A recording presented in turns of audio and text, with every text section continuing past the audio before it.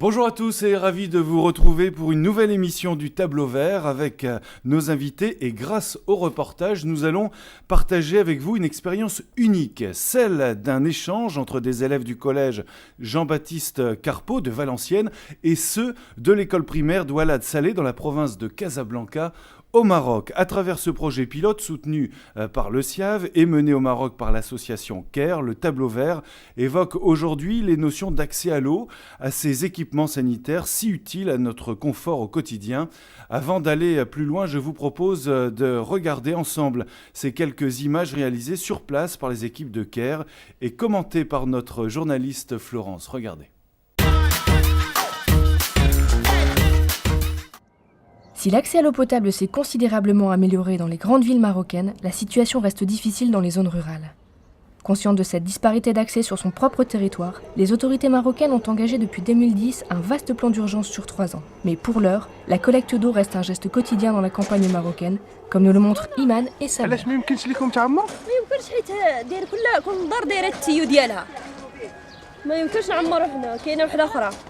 دابا خصكم تمشيو للعوينه الاخرى العوينه اللي حدا المدرسه وديما كيكون هذا المشكل هذا ديما هادو الديور هادو ديما شادين لنا هاد البير هاد الشاطئ.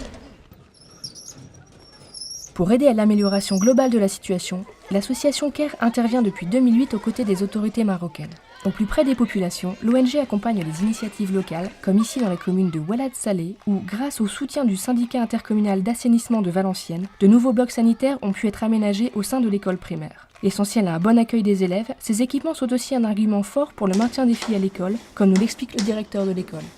مجموعة مدارس العمامرة التي تنتمي إلى نيابة النواصر توجد بالعالم القروي.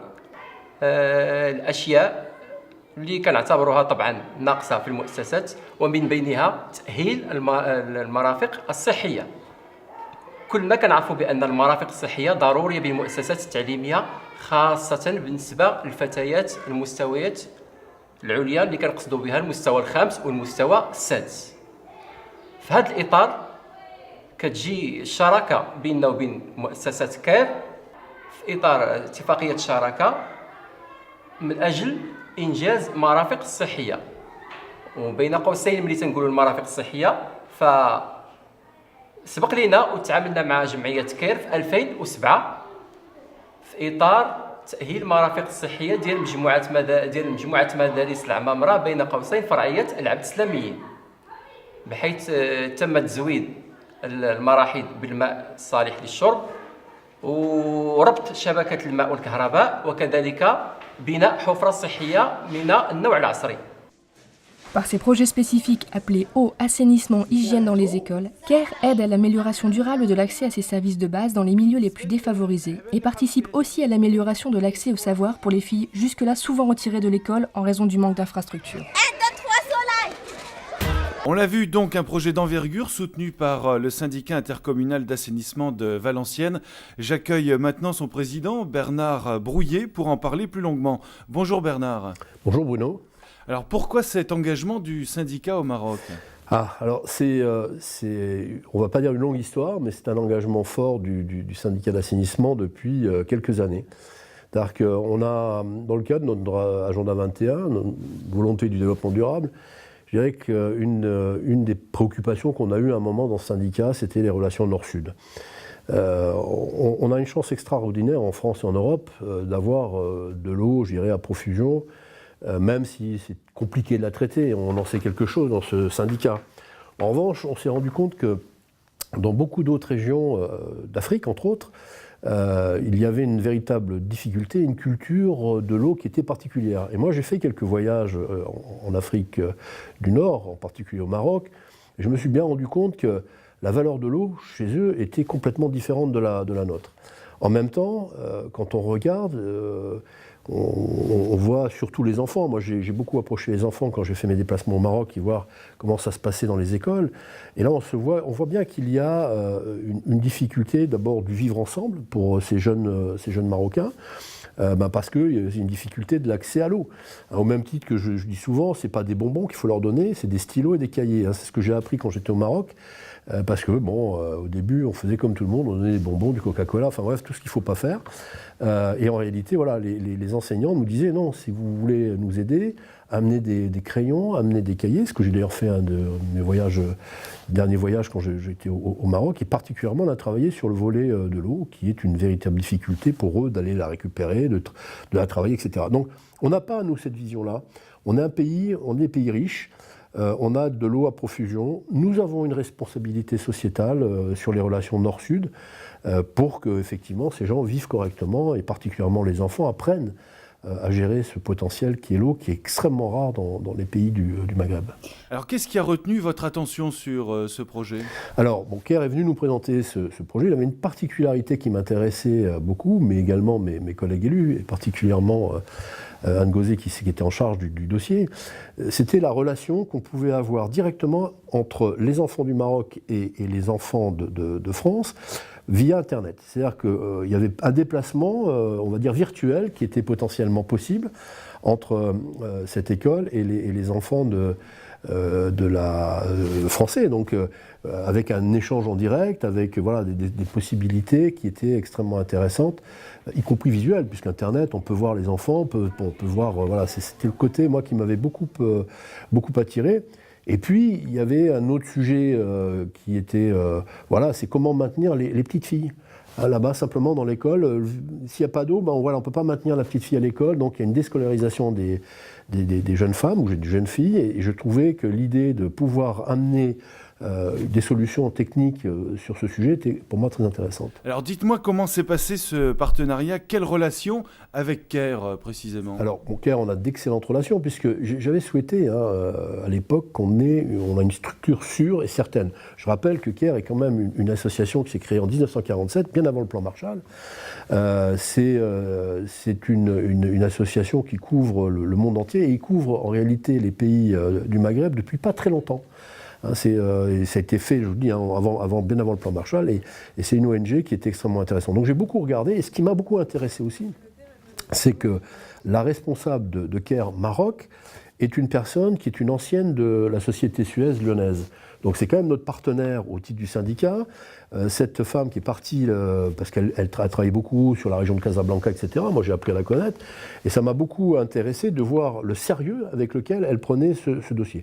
Donc nous, on a conservé d'excellentes relations avec Caire, et j'espère que l'on continuera. Moi j'étais à une époque avec le patron de Caire, au comité 21, puisqu'il était au conseil d'administration avec moi au comité 21, donc ça crée des relations et ça tisse on va dire presque des amitiés. Merci Bernard pour ces précisions. Justement, notre équipe s'est rendue à Paris pour rencontrer Philippe Lévesque, le directeur général de Caire France, l'occasion de vous présenter l'association et nous parler de cette action menée au Maroc. Regardez. Caire, c'est une association, un petit peu comme l'association des parents d'élèves à l'école ou comme une association sportive. C'est la même chose. Mais c'est une association qui travaille à l'étranger, auprès des gens, des enfants, des femmes, des hommes qui sont moins privilégiés que nous, qui ont moins d'argent que nous, qui ont du mal, et nous essayons de les aider pour que leur vie soit meilleure. Elle intervient dans deux grands types de programmes. Des actions d'urgence, lorsqu'il y a un tremblement de terre, un tsunami. Nous intervenons pour construire ces camps de réfugiés. L'autre moitié des actions sont des programmes qui vont durer pour essayer d'apporter un changement durable aux populations que nous voulons aider, en particulier au Maroc. Au Maroc, 75%, les trois quarts des écoles ne sont pas raccordées au réseau d'eau. Ça peut sembler bizarre pour nous ici, mais c'est la réalité. Ça veut dire que dans ces écoles, il n'y a pas d'eau, il n'y a pas de toilettes, ou alors c'est vraiment très dégoûtant. Il n'y a pas de toilette, on ne peut pas se laver les mains.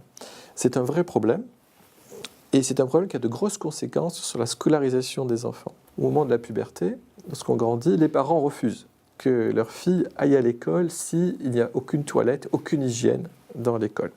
C'est donc un des premiers facteurs de retrait de l'école des petites filles. Donc le projet, c'est raccorder les écoles au réseau potable. Il faut tirer des tuyaux, il faut construire des fosses septiques, il faut mettre des lavabos. La deuxième partie du projet, c'est une fois qu'on a fait les infrastructures, c'est imaginer comment on va les entretenir. Donc former les gens au nettoyage, à l'entretien, à la maintenance des toilettes, des lavabos. En parallèle, il y a la formation à l'hygiène. Pourquoi se laver les mains? Qu'est-ce qu'un microbe? Comment se transmettent les maladies? Comment les éviter? Auprès des enfants, mais aussi auprès des enseignants et des parents. On essaie d'aller un petit peu plus loin que ces 1000 enfants qui sont visés par le projet, toucher les parents aussi. Le projet s'est très bien passé. Il s'est très bien passé parce qu'on a imaginé des solutions qui étaient simples pour l'eau et l'assainissement, qui étaient techniquement peu coûteuses. On a formé des maçons locaux pour qu'eux puissent s'approprier la technique et la reproduire.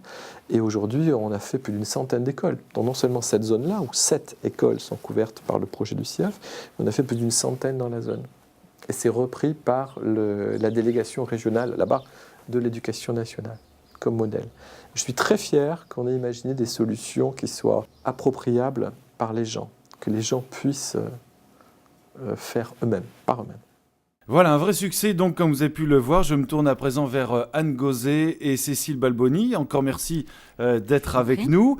Alors, Madame Gauzet, vous êtes élue au syndicat d'assainissement de Valenciennes et nous l'évoquions tout à l'heure. Bernard Brouillet, ce qui a attiré votre attention au-delà des solutions techniques et des équipements d'assainissement, c'était cette possibilité de créer un échange entre des enfants marocains et des enfants français via Internet. Les élèves de 5e, je le rappelle, du collège Jean-Baptiste Carpeau, et puis ses élèves marocains. Alors, Madame Balboni, alors vous êtes la principale, on va vous écouter dans quelques instants. Anne Gauzet, pouvez-vous nous expliquer comment cet échange a pu être créé?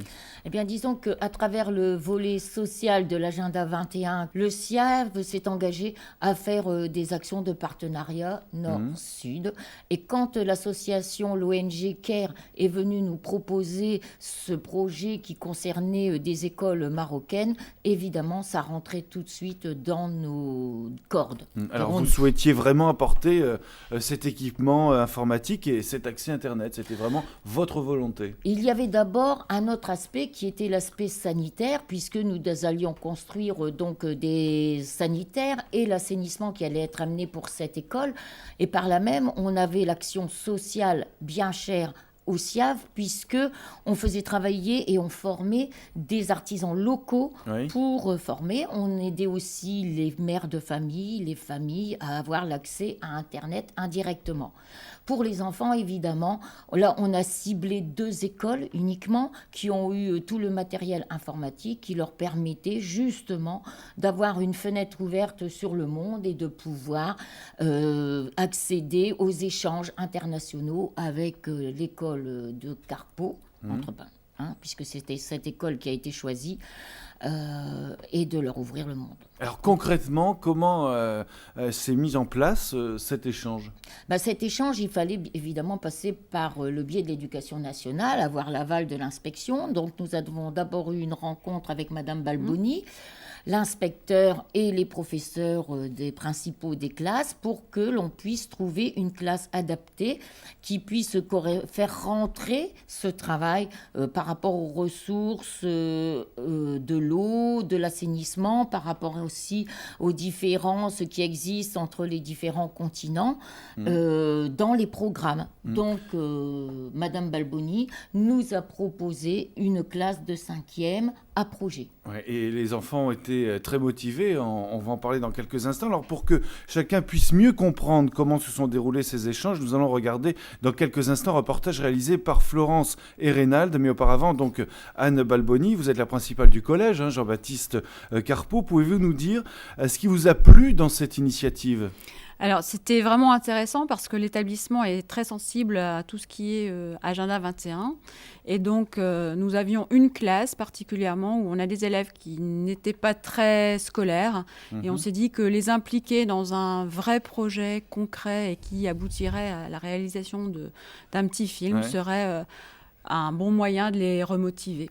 Alors, parlez-nous un petit peu de la classe qui a suivi ce projet. Ils étaient motivés, donc, si Alors, je comprends ils étaient bien. tous motivés, évidemment, et puis Madame a parlé d'une fenêtre ouverte côté Maroc et France, et Ouais. là aussi, ça a été une fenêtre ouverte pour les enfants nos enfants, des petits citadins, Mhm. qui ont vu qu'au Maroc, les conditions de vie n'étaient pas du tout les mêmes.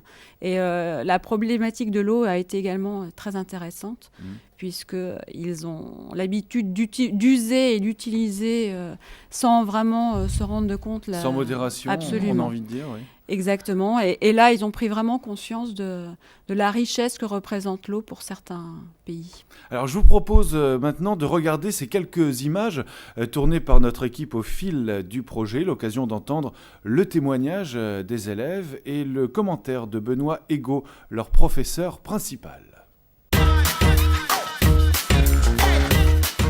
Très motivés par ce programme d'échange, élèves et équipes pédagogiques françaises et marocaines se sont rapidement mis au travail. À l'aide de recherches sur l'eau, la géographie ou la vie quotidienne, les enfants de chaque pays ont écrit des textes, réalisé des dessins ou exprimé ce qu'ils savaient sur la vie de l'autre dans des dossiers qu'ils ont ensuite envoyés de l'autre côté de la Méditerranée. Au fil de ces écrits, chaque classe a pu découvrir la façon dont l'autre imaginait sa vie. Mais pour confronter l'imaginaire à la réalité, un élève de chaque classe a présenté son quotidien face à une caméra. Côté français, c'est Julien qui s'est prêté au jeu. Je m'appelle Julia Profiko, j'ai 12 ans et je suis au collège Carpo, 5e USR. On parle souvent du Maroc avec tous les professeurs qu'on a. Côté marocain, nos collégiens ont pu suivre Iman et sa famille dans leur récit du quotidien. تكون صالون وبيت وكوزينة ومراح وكابين. مزيان. وانتي كتنعسي يعني في البيت ديالك بوحدك ولا كتنعسي مع خوتك؟ كنعس مع خوتي. الأمنية ديالي هنا حيت الدور ما ممكناش شي حاجات بحال المكتبات وإلا بغينا نشريو كتب خصنا نحودو حتى البوسكورة وستيلوات وداك الشيء ما متوفرينش هنايا في هاد الدوار. Surpris par ce film et cette réalité marocaine qu'ils n'imaginaient finalement pas, les élèves ont pu commenter ce qu'ils venaient de voir avec leurs professeurs. Par rapport un petit peu à ce que vous avez pu voir, et puis si justement les images que vous avez pu voir aujourd'hui correspondent à l'image un petit peu que vous étiez faite de l'école là-bas, des maisons, de comment se passe la vie, et puis de l'accès à l'eau. On imaginait un peu l'école un petit peu plus grande, quoi. Plus d'élèves. C'est pas du tout le même. Nous, c'est plus grand, il n'y a qu'une classe. Ils n'ont pas le même matériel que nous. Ils ont une table, une chaise, un tableau, ils ont des petits bouts de craie. C'est leur tenue, nous on peut s'habiller comme on veut, puis eux ils ont des costumes. Des costumes, on appelle ça un costume? Non, Une tenue, un uniforme pour aller à l'école. Donc ils sont tous habillés de la même façon. Puis ils nous ont livré leurs impressions. Déjà, nous on a des cahiers, eux en ont pas. Ils ont des écrits sur des feuilles. Et nous on travaille, on aide un peu notre maman, mais on fait pas comme eux. On est souvent en train de jouer et puis faire nos devoirs. Mais on n'aide pas comme aller chercher les lots ou de la ville et tout. Et eux, ils apprennent sérieusement, ils prennent ça comme l'école, sérieux. Professeur principal de cette classe à projet dans laquelle l'objectif est de ramener les enfants vers l'école, Benoît Ego est conscient des difficultés que rencontrent ses élèves. Pourtant, il a pu constater immédiatement l'intérêt qu'ils ont eu pour ce film. Ça a pu se voir, je pense, sur les prises de vue que vous avez faites, puisque ils se sont quand même relativement bien tenus.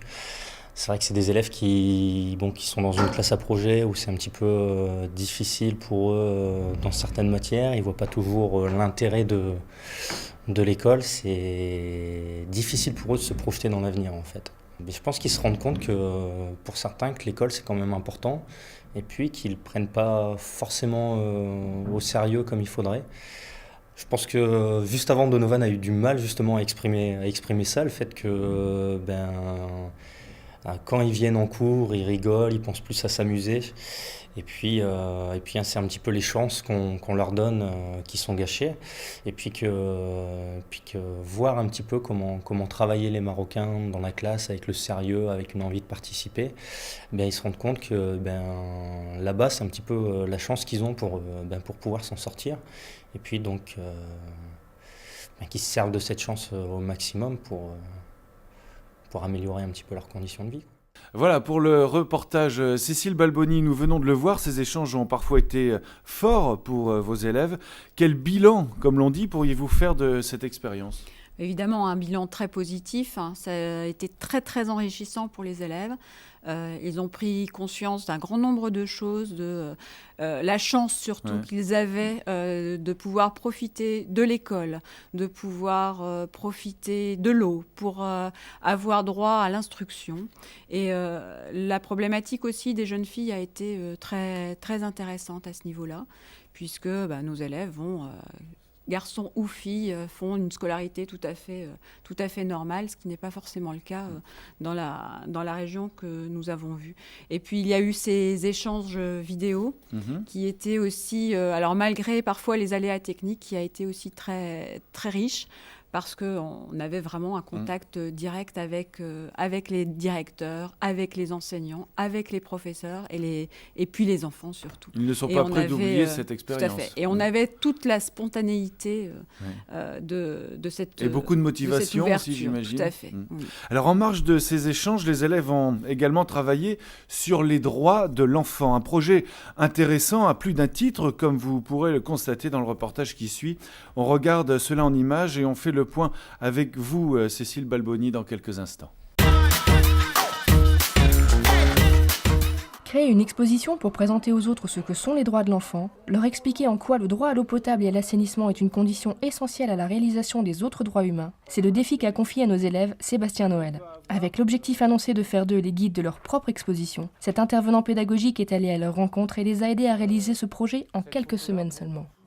Alors il y a deux objectifs. Il y a d'abord qu'il y ait vraiment une exposition qui soit posée dans le collège sur cette thématique-là, sachant donc que la classe avec laquelle je travaille est en correspondance avec l'école qui a bénéficié donc de cette action de mise en place de toilettes et de l'assainissement.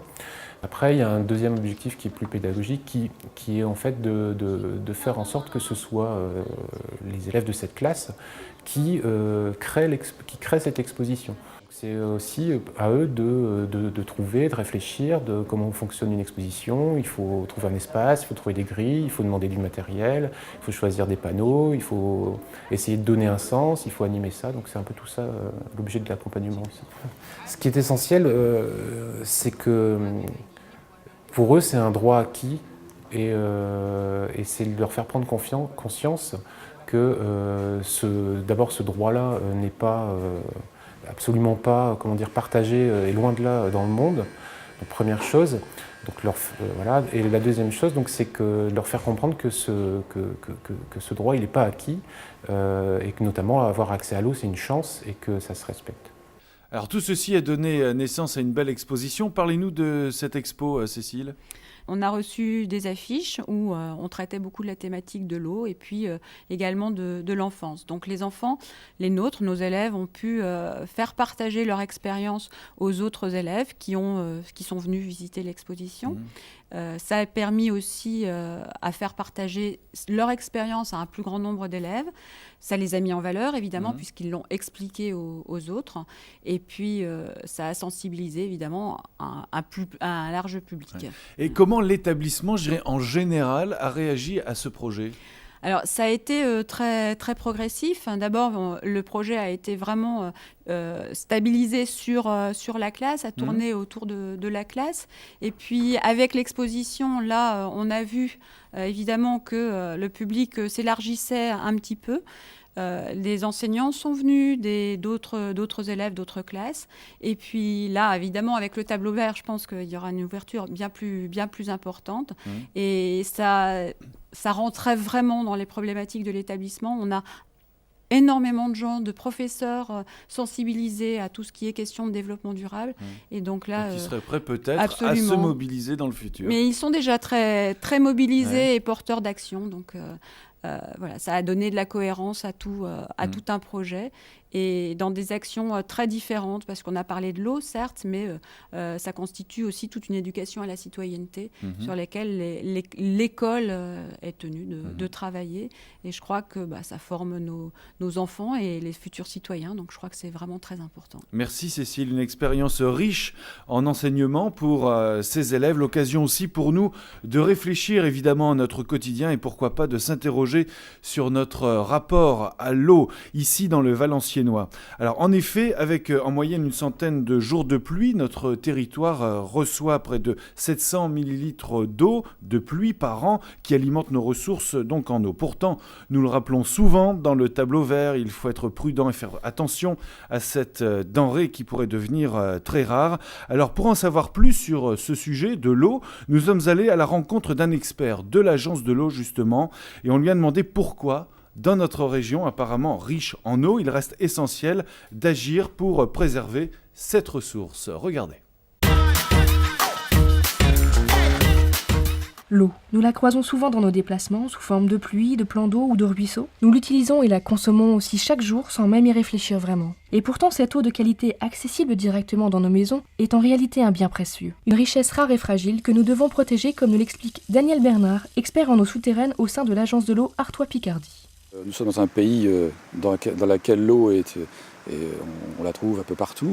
Les gens, les habitants ont l'habitude de voir de l'eau. C'est vrai qu'on est assez riche, entre guillemets, en eau. Par contre, cette eau, elle subit les avatars de la pollution, puisque dès qu'une population existe, depuis très longtemps bien sûr, eh bien, on a forcément une pollution ancestrale d'ailleurs, qui peut avoir un impact durant des dizaines, voire des centaines d'années.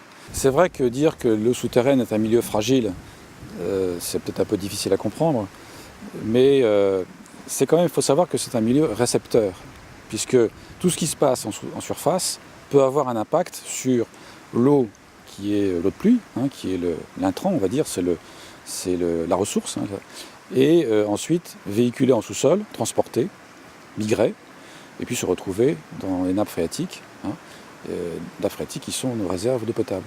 La préservation des espaces regroupant un ou plusieurs points de captage d'eau potable souterraine est un autre point important de la qualité de notre eau. Ces lieux, appelés champs captants, sont au cœur de toutes les attentions. Valenciennes dispose de grands champs captants, qui sont à la hauteur des besoins. Simplement, conserver ces champs captants en l'état est aussi une opération de grande envergure parce que la pollution ancienne dont j'ai parlé il y a un instant, elle continue à exister sous nos pieds, elle continue à migrer. Et donc, si on a de l'eau en abondance, il pleut, les nappes se rechargent suffisamment, c'est la qualité, elle, qui risque de se dégrader. Et de fait, l'eau pourrait très bien ne plus être conforme aux normes. L'enjeu, il est ici, donc c'est un problème qui n'est pas l'apanage lavénois, bien sûr, lavénois et même le valenciennois. Il existe dans beaucoup de secteurs du bassin Artois-Picardie, donc c'est un enjeu majeur. Voilà, alors nous l'avons vu avec Daniel Bernard à l'instant et durant toute cette émission, bien sûr, l'eau est un élément majeur, une richesse que nous devons préserver et respecter chaque jour davantage. C'est important. Merci beaucoup Cécile. Merci Anne d'être passée sur le plateau du Tableau Vert. Merci de votre attention et à très vite pour une nouvelle émission du Tableau Vert. À bientôt.